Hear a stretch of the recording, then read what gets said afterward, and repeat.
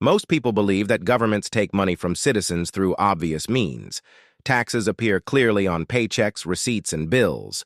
Income tax, sales tax, property tax, these are visible, measurable, and often debated publicly.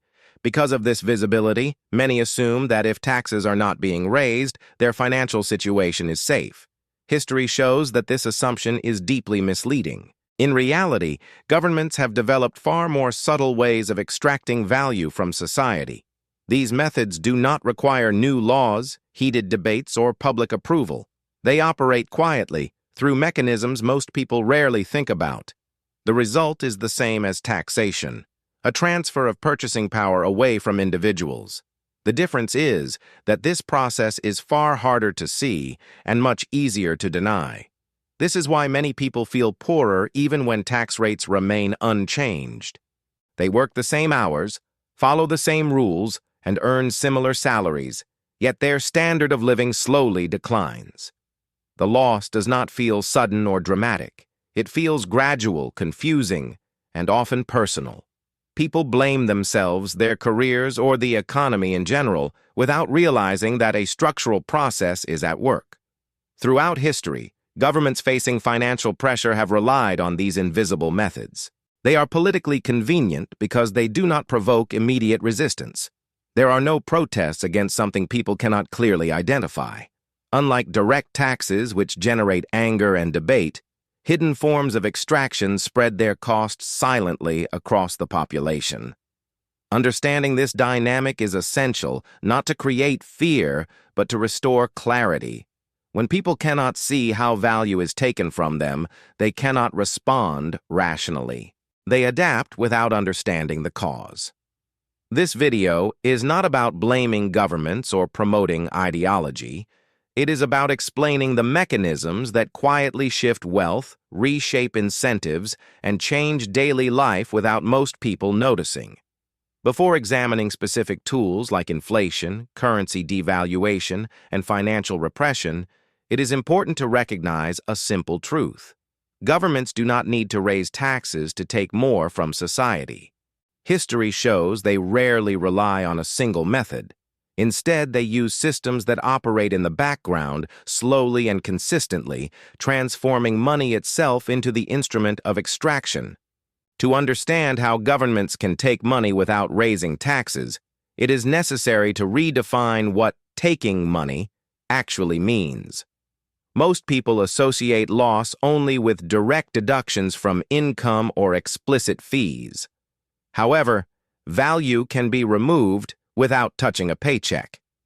When the purchasing power of money declines, the effect is the same as a tax, even if no law was passed and no rate was changed.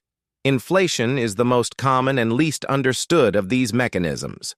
When the supply of money expands faster than the production of real goods and services, each unit of currency represents a smaller share of the economy. Prices rise, not because businesses suddenly become greedy, but because money itself buys less. The cost is spread across society, affecting everyone who holds the currency. What makes inflation politically powerful is its invisibility. Unlike taxes, which are collected at a specific moment, inflation operates continuously. People do not receive a bill labeled inflation tax. Instead, they notice that savings buy less, wages fail to keep up, and long-term plans become harder to maintain. The loss is real, but it is rarely framed as extraction. Historically, governments have relied on this mechanism during periods of high debt or crisis. Financing wars, social programs, or bailouts through direct taxation is unpopular and risky. Financing them through monetary expansion appears painless in the short term. The immediate benefits are visible, while the costs are delayed and diffuse. This delay creates confusion. Many people struggle to connect policy decisions with their personal finances. Inflation is often blamed on external forces, corporations, or supply disruptions, even when monetary factors play a central role. This misattribution protects the system from scrutiny. Understanding inflation as a form of hidden taxation changes the perspective. It reveals why governments can increase spending without raising taxes and why citizens often feel poorer without understanding why. The mechanism does not require malicious intent to function. It operates through structure, incentives, and human behavior. Once recognized, it becomes clear that the absence of higher taxes does not mean the absence of extraction. Inflation, however, is only one layer of a broader system of invisible extraction. Another powerful tool governments use is currency devaluation. While inflation reduces purchasing power internally, devaluation does so externally, weakening a currency relative to others. This process is often justified as a way to improve exports or restore competitiveness, but its domestic effects are rarely emphasized. When a currency is deliberately weakened, imports become more expensive. Energy, food, technology, and industrial inputs rise in price. These increases are passed directly to consumers, even if wages remain unchanged. The result is a silent transfer of wealth away from households toward the state and export-oriented sectors. Devaluation is especially effective as a political tool because it is abstract. Most people do not track exchange rates closely. A percentage change in currency value feels distant and technical. Yet its impact appears quickly at gas stations, supermarkets, and utility bills. The connection between policy and price is rarely made explicit. Historically, currency devaluation has been used repeatedly by governments facing fiscal pressure. Instead of defaulting on debt or imposing higher taxes, weakening the currency allows debt to be repaid with money worth less than originally borrowed. Creditors lose purchasing power. Debtors, especially governments, benefit. This redistribution is not voted on. It happens automatically. Devaluation also interacts with inflation, amplifying its effects. As imported goods become more expensive, domestic prices rise further. This creates a feedback loop where inflation justifies additional monetary expansion, and monetary expansion accelerates inflation. Each step appears reactive, even when the underlying direction is deliberate. For ordinary citizens, the experience is disorienting. They earn the same currency, follow the same rules, and yet feel steadily poorer. Savings held in local money lose international value. Travel, education, and imported goods become less accessible. The loss feels external, but it originates from domestic policy. Currency devaluation demonstrates how governments can extract value without increasing visible taxation. The mechanism operates through price changes rather than deductions. It does not require public debate or approval. By the time its effects are widely felt, the decision has already been implemented, and reversing it becomes difficult. Understanding this tool reveals how deeply monetary policy can shape daily life without ever appearing on a tax bill. Another powerful but less discussed method of hidden extraction is financial repression. Unlike inflation or devaluation, financial repression does not immediately raise prices or weaken the currency. Instead, it works by quietly limiting the returns people can earn on their savings while inflation continues in the background. The result is a steady transfer of wealth from savers to borrowers, especially governments. Financial repression usually takes the form of artificially low interest rates, regulatory pressure on banks, and incentives that push savings into government bonds or controlled financial products. When interest rates are kept below the rate of inflation, savers experience a guaranteed loss in real terms. Their money grows on paper but shrinks in purchasing power. This loss is rarely framed as taxation, yet its effect is identical. Historically, financial repression has been used extensively during periods of high public debt. After major wars or financial crises, governments often face debt levels that would be politically impossible to repay through direct taxation. Keeping interest rates low reduces the cost of servicing this debt. Inflation does the rest by slowly eroding the real value of what is owed. Over time, the debt burden shrinks, but only because savers absorb the loss. What makes financial repression particularly effective is its appearance of safety. Bank deposits, government bonds, and pension funds are perceived as conservative and responsible choices.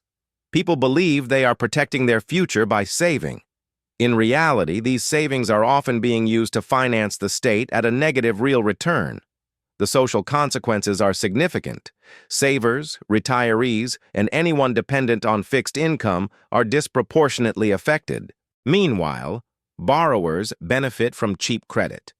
Asset prices rise as investors search for returns, increasing inequality between those who own assets and those who do not.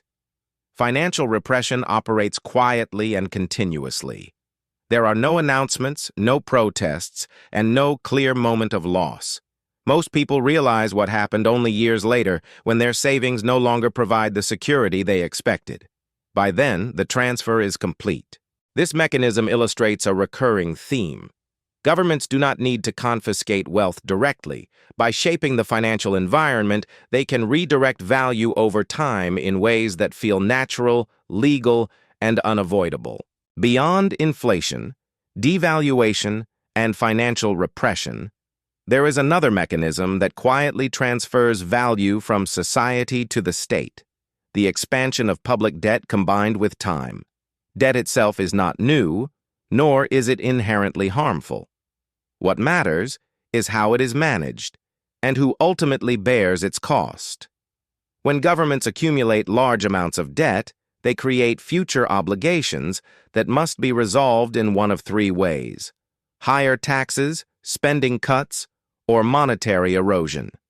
Historically, monetary erosion has been the preferred option. It is politically safer than raising taxes and less visible than cutting public programs. By allowing inflation to persist while rolling over debt, governments effectively reduce what they owe in real terms. The debt is repaid with currency that is worth less than when it was borrowed. Creditors lose purchasing power, while the debtor benefits. This process operates slowly, which is precisely why it works. Debt is not resolved through a single event, but through years of gradual decline in real value. Each year, inflation shaves a small portion off the burden. Individually, these losses appear manageable. Collectively, they represent a massive transfer of wealth. For citizens, the effects are indirect but significant. Pension funds, insurance companies, and savings accounts often hold government debt. When inflation exceeds interest payments, these institutions experience real losses. Those losses eventually reach individuals through lower returns, reduced benefits, or higher contributions. The connection between public debt and personal finances remains largely invisible. Debt expansion also creates incentives that reinforce the cycle. As borrowing becomes easier and cheaper, governments are encouraged to rely on debt rather than discipline. Future costs are postponed, often beyond the political horizon. This delay shifts responsibility away from current decision-makers and onto future generations. Over time, the accumulation of debt limits flexibility. Economic shocks become more dangerous, policy options narrow. The system becomes dependent on continued monetary support. What began as a temporary solution becomes a permanent feature. Understanding debt as a tool of hidden extraction reveals why governments can increase spending without immediate consequences, and why citizens often feel the effects long after decisions are made. The transfer is not sudden, but it is persistent, and once embedded in the system, it becomes difficult to reverse without visible and painful adjustments. What makes these mechanisms especially effective is that they rarely operate in isolation. Inflation, currency devaluation, financial repression, and public debt reinforce one another, forming a system that quietly redistributes value over time. Each tool supports the others, creating a structure where extraction becomes normalized rather than questioned. When interest rates are kept low to manage debt, inflation becomes more likely. When inflation rises, currency devaluation is often justified as a competitive necessity. When the currency weakens, imported costs rise, increasing inflation further. This cycle does not require constant intervention. Once established, it sustains itself through incentives and expectations. For policymakers, this system offers flexibility. It allows governments to respond to crises, fund programs, and stabilize markets without confronting voters directly. The costs are dispersed across millions of people and spread over years. No single decision appears responsible for the decline in purchasing power. Accountability becomes difficult to assign. For citizens, the experience is fragmented. People notice symptoms but rarely see the structure. They feel that money does not stretch as far as it once did. They notice that saving feels less rewarding. They sense that hard work yields diminishing returns. Yet these experiences are often explained as personal challenges rather than systemic outcomes. This fragmentation is critical. When losses are experienced individually, collective response weakens. People adapt privately instead of questioning publicly. They work longer hours, take on more debt, or reduce expectations.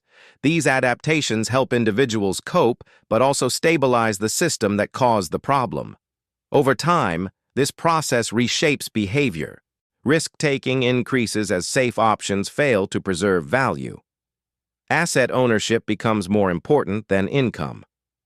Speculation is rewarded while caution is punished.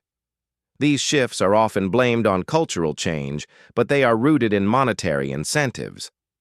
The quiet nature of this extraction explains why it persists across different political systems.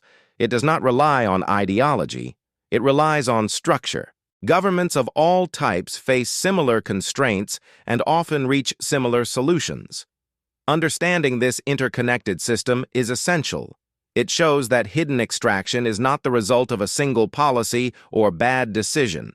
It is the outcome of a framework that prioritizes short-term stability over long-term transparency. Once recognized, the pattern becomes difficult to ignore. Historical examples make these mechanisms easier to recognize. One of the clearest cases occurred in the decades following major wars, when governments faced enormous financial obligations and limited political room to maneuver. After large-scale conflicts, raising taxes sharply risked unrest, while cutting spending threatened recovery. The solution, once again, was indirect extraction. In many countries after the Second World War, governments implemented policies that kept interest rates artificially low while allowing moderate inflation to persist. This environment reduced the real value of wartime debt over time. On paper, debts were honored. In reality, they were repaid with currency that steadily lost purchasing power. Savers bore the cost, even as they believed they were acting responsibly. These policies were rarely presented as extraction. They were framed as stability measures, reconstruction tools, or growth strategies. The language emphasized recovery and cooperation. The losses experienced by individuals were not obvious enough to provoke resistance. Inflation was gradual. Interest rates were predictable. The system appeared calm. What made this period particularly effective was trust. Institutions were seen as legitimate, and citizens believed sacrifices were temporary and necessary. Over time, however, the cumulative effect became clear. Wealth shifted away from households toward the state and toward borrowers. Asset prices rose, benefiting those who owned property or businesses, while wages lagged behind. This pattern did not end with post-war reconstruction. Similar approaches have been used repeatedly during financial crises. When banking systems face collapse or economies slow sharply, governments expand debt and suppress interest rates. The immediate goal is stability. The long-term consequence is another round of quiet redistribution. For individuals living through these periods, the experience is rarely dramatic. Life continues. Jobs remain. Institutions function. Yet the value of money held in savings accounts declines year after year. Retirement plans underperform expectations. The sense of loss is gradual and difficult to articulate. These historical cases demonstrate an important point. Governments do not need secrecy or conspiracy to extract value invisibly. They rely on complexity, patience, and time. When extraction is spread thinly and framed as necessity, it becomes one of the most effective tools of state finance. What makes hidden extraction especially difficult to resist is that it changes behavior long before it is fully understood. When people realize that saving no longer protects them, they do not usually protest. They adapt. These adaptations are rational responses to incentives, but collectively they reinforce the system that caused the problem. As traditional savings lose purchasing power, individuals are pushed toward riskier alternatives. Real estate, stocks, speculative assets, and leverage become more attractive, not because people suddenly become reckless, but because caution is punished. Holding cash or low-yield savings guarantees loss. Risk becomes a necessity rather than a choice. This shift has important consequences. Asset prices rise faster than incomes, widening inequality between those who already own assets and those who do not. Younger generations face higher barriers to entry, while older asset holders benefit from inflation-driven appreciation. The gap is not created by productivity alone, but by monetary structure. Hidden extraction also alters the relationship between effort and reward. People work harder, take on more debt, and extend themselves financially just to maintain their standard of living. The connection between work and security weakens. Frustration grows, but its source remains unclear. Blame is often directed toward cultural or personal factors rather than systemic ones. At the institutional level, these behavioral changes reduce pressure for reform. As long as individuals find ways to cope, the system appears functional. Adaptation replaces resistance. Over time, this normalizes instability. Volatility becomes expected. Long-term planning feels unrealistic. This environment benefits borrowers and asset owners while disadvantaging savers and wage earners. Yet it does so without explicit policy announcements. The redistribution occurs through market behavior shaped by incentives created at the monetary level. Responsibility is diffuse, and accountability remains vague. Understanding this behavioral dimension is crucial. Hidden extraction succeeds not because people are unaware, but because they respond logically to the conditions they face. The system does not require deception to function. It relies on incentives that quietly guide behavior in predictable directions. By the time the consequences become widely recognized, habits have changed, structures have shifted, and reversing course becomes politically and economically difficult. What began as a subtle adjustment ends as a deeply embedded feature of daily life. A common response to these dynamics is the belief that the system is simply broken or unfair by design. While frustration is understandable, this interpretation misses an important point. Hidden extraction does not require bad intentions to function. It emerges from incentives embedded in the system itself. Governments, institutions, and individuals all respond to pressures in predictable ways, often without fully controlling the outcome. Policymakers face constant trade-offs. Raising taxes is politically costly. Cutting spending can trigger social unrest or economic contraction. Allowing defaults risks financial instability. Under these constraints, indirect methods of extraction appear pragmatic. They smooth short-term pressures and avoid immediate conflict. Over time, however, these choices accumulate consequences that are harder to reverse. This is why warning signs are often ignored or minimized. Gradual loss does not provoke the same reaction as sudden shock. When purchasing power declines slowly, people adapt rather than resist. Each year feels survivable. Each adjustment seems temporary. The absence of crisis creates the illusion of control. Media narratives and official communication also play a role. Inflation is often framed as a technical challenge or an external event. Currency weakness is explained through global forces. Low interest rates are described as supportive or necessary. These explanations are not always false, but they are incomplete. By focusing on immediate causes, they obscure structural patterns. As a result, accountability becomes diffuse. No single policy appears responsible for declining living standards. Responsibility is spread across time, institutions, and circumstances. This diffusion makes collective action difficult. When everyone feels the impact differently, no shared response emerges. History shows that systems built on hidden extraction can persist for long periods. They do not collapse quickly because they distribute costs gradually. The risk is not sudden breakdown, but long-term erosion. By the time the consequences become undeniable, options are limited and adjustments become painful. Recognizing this pattern does not require rejecting institutions or assuming conspiracy. It requires understanding incentives and structure. Hidden extraction works because it aligns short-term stability with long-term cost. Once this dynamic is visible, it becomes easier to see why so many societies repeat the same path, even when the outcomes are well documented. One of the most powerful aspects of hidden extraction is how well it fits into modern economic narratives. Growth, stability, and resilience are often emphasized, even as purchasing power declines.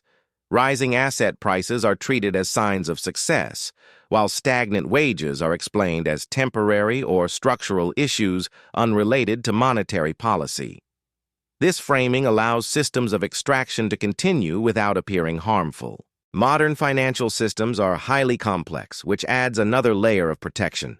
Monetary policy operates through technical language, models, and institutions that feel distant from everyday life. Decisions about interest rates, liquidity, or debt issuance are presented as neutral and expert-driven. For most people, questioning these decisions feels impractical or intimidating. This complexity also creates a gap between cause and effect. Policy decisions are made today, but their consequences unfold over years. When inflation reduces purchasing power, it is rarely connected to specific actions taken in the past. The delay obscures responsibility and weakens public understanding. Another important factor is comparison. As long as conditions are perceived as better than elsewhere or better than recent crises, decline feels acceptable. People measure well-being relative to expectations rather than absolute value. This relativity allows gradual loss to persist without triggering alarm. Technology further masks extraction. Digital payments, automatic deductions, and online pricing reduce visibility. Money feels abstract, making changes harder to track emotionally. When value is represented by numbers on a screen, erosion feels less real, even as its impact accumulates. All of this contributes to a system where extraction feels normal rather than imposed. There is no single moment of realization, only a growing sense that effort yields less than it once did. Frustration builds, but its source remains unclear. Understanding this narrative environment is crucial. Hidden extraction is not sustained by force, but by framing. As long as decline can be explained, delayed, or compared away, it continues. Breaking this pattern requires clarity, not outrage. It requires reconnecting daily experience with structural causes and recognizing that stability built on quiet loss is still loss. For individuals, the most difficult part of hidden extraction is recognizing it without falling into cynicism or paralysis. Once people become aware that value can be taken without explicit taxation, the instinctive reaction is often anger or distrust. While understandable, these emotions alone do not provide clarity. What matters is understanding how these mechanisms shape choices and behavior over time. Hidden extraction limits options rather than issuing commands. People are not forced to act in specific ways, but they are guided by incentives that narrow what feels reasonable. Saving feels unsafe. Taking on debt feels necessary. Risk appears unavoidable. These pressures influence life decisions, from career choices to family planning, without ever being acknowledged as policy outcomes. This environment also alters expectations. Stability becomes defined as avoiding decline rather than achieving progress. People adjust goals downward, normalize insecurity, and internalize systemic outcomes as personal responsibility. The loss is not only financial, but psychological. Confidence in long-term planning weakens. Importantly, awareness does not require rejecting all institutions or assuming malicious intent. Many of these systems persist because they offer short-term stability and delay visible consequences. Policymakers respond to immediate pressures. Institutions follow rules and incentives. The outcome is not coordinated extraction, but structural redistribution. For individuals, the value of understanding lies in interpretation rather than prediction. Recognizing patterns helps explain why effort does not always translate into security and why economic conditions feel increasingly fragile even during periods labeled as stable. This perspective restores agency, not by promising control, but by reducing confusion. Hidden extraction thrives on opacity. It weakens when people can connect personal experience to systemic structure. Understanding does not eliminate risk, but it changes how risk is perceived. In a system where loss is gradual and diffuse, clarity becomes a form of resilience. One of the reasons hidden extraction is so effective is that it does not feel like loss in the traditional sense. There is no clear moment of confiscation, no official announcement, and no immediate shock. Instead, the experience is gradual. People feel pressure rather than theft. They sense strain rather than injustice.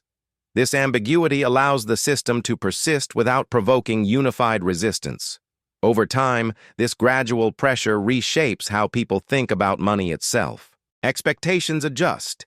Declining purchasing power is accepted as normal.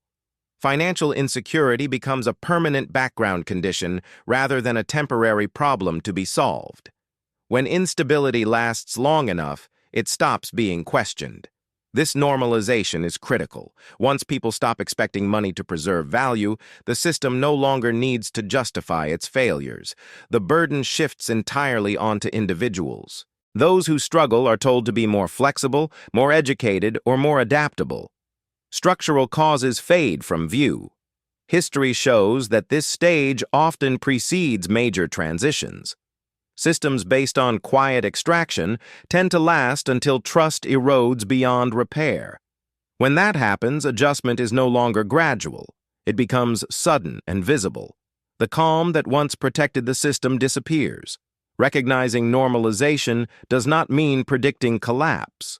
It means understanding where pressure is being absorbed. When loss is spread thinly over time, it feels manageable, but accumulated loss still matters. The difference is psychological rather than mathematical. Breaking out of normalization begins with awareness. When people can name the mechanisms affecting them, they are less likely to internalize blame or accept decline as inevitable. Awareness does not eliminate risk, but it restores perspective.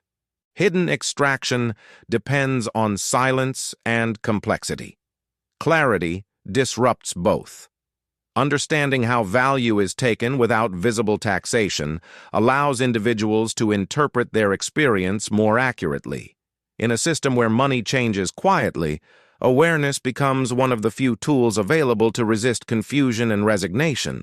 Looking across history, one pattern becomes clear. Societies rarely recognize hidden extraction while it is happening. Awareness usually arrives later, once the effects are fully embedded in daily life. By then, the mechanisms feel permanent, and reversing them appears disruptive or unrealistic. This delay is not the result of ignorance, but of gradualism. Slow change is harder to perceive than sudden shock. Every system that relies on indirect extraction depends on time. Time spreads losses thinly, making them easier to absorb individually and harder to challenge collectively. It also allows narratives to form around adaptation rather than correction. People are encouraged to adjust expectations, develop new skills, or change behavior, while the structure that caused the pressure remains intact. This does not mean that hidden extraction is inevitable or irreversible. It means that it thrives in environments where complexity replaces transparency and where stability is prioritized over clarity. When systems are evaluated primarily on short-term calm rather than long-term fairness, quiet loss becomes acceptable. History offers examples of both outcomes. Some societies eventually confront these mechanisms through reform, restructuring, or institutional change. Others allow erosion to continue until trust collapses and adjustment becomes unavoidable. The difference often lies in timing. Early recognition allows for gradual correction. Late recognition forces abrupt change. Understanding this distinction is essential. Hidden extraction is not a moral failure or a single policy mistake. It is a systemic outcome shaped by incentives, constraints, and human behavior. Recognizing the system does not require assigning blame. It requires asking better questions. What matters is not whether governments intend to extract value invisibly, but whether systems are designed in ways that make such extraction possible and persistent. When monetary systems prioritize flexibility without accountability, the cost is absorbed by those least able to protect themselves. This perspective reframes the issue. The problem is not that money loses value, but that this loss is treated as unavoidable rather than as a consequence of choices. Once this distinction is understood, conversations about stability, growth, and fairness become more grounded. Hidden extraction thrives on confusion and resignation. It weakens when people can connect patterns across time and recognize that quiet loss is still loss. History does not guarantee better outcomes, but it does offer clarity. And clarity changes how systems are evaluated, even when they cannot be immediately changed. When governments take money without raising taxes, the process rarely feels dramatic. There is no single moment when people are told that their purchasing power will decline, that their savings will quietly lose value, or that the rules of the system have changed. Instead, these outcomes emerge slowly, hidden behind complexity, technical language, and time. What is lost is not taken outright. It is absorbed. This is why so many people struggle to explain their own experience. They work harder, follow the rules, and remain productive, yet feel increasingly constrained. The system continues to function, institutions remain in place, and daily life goes on. The absence of visible crisis creates the impression that nothing fundamental is wrong. Yet beneath this surface, value is being redistributed quietly and consistently. History shows that this is not an exception. It is a recurring method used by states under pressure. When direct taxation becomes politically difficult, indirect extraction fills the gap. Inflation, devaluation, financial repression, and debt erosion are not accidents. They are tools shaped by incentives and constraints. Their effectiveness lies precisely in their subtlety. Understanding this does not require rejecting government, markets, or modern finance. It requires recognizing that monetary systems are not neutral. They reflect priorities, trade-offs, and power structures. When stability is achieved through quiet loss, the cost is real, even if it is difficult to measure. The danger is not that people are unaware, but that awareness arrives too late. By the time frustration becomes widespread, habits have changed, expectations have adjusted, and options have narrowed. What once felt temporary becomes permanent. What once felt unfair becomes normal. Clarity changes this dynamic. When people understand how value can be taken without visible taxation, confusion gives way to perspective. The goal is not panic or prediction, but interpretation. Knowing how the system works allows individuals to separate personal responsibility from structural pressure. Hidden extraction thrives in silence. It weakens when mechanisms are named and understood. History does not promise protection, but it does offer insight. And insight, unlike money, does not lose value quietly. This is why understanding these patterns matters. Not because collapse is inevitable, but because quiet loss is easier to accept than visible theft. Once that distinction is clear, money stops being a mystery and becomes what it has always been, a system shaped by human choices, capable of working for or against those who trust it.